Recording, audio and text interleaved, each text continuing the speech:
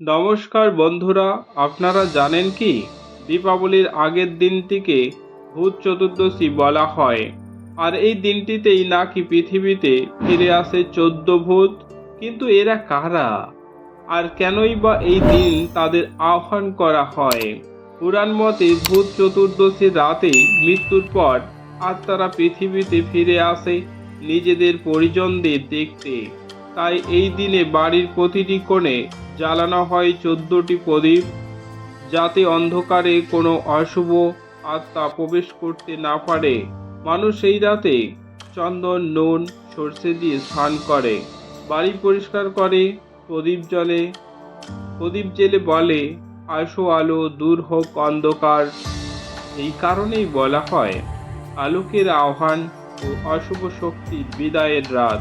ভূত চতুর্দশী আমাদের শেখায় অন্ধকার মানে শুধু বাইরের নয়, মনের ভেতরেও। অজ্ঞানতা, ভয়, রাগ, হিংসা এইসব অন্ধকারকে আলো দিয়ে মুছে ফেলাই আসল কাজ। তখনই শুরু হয় আসল দীপাবলি।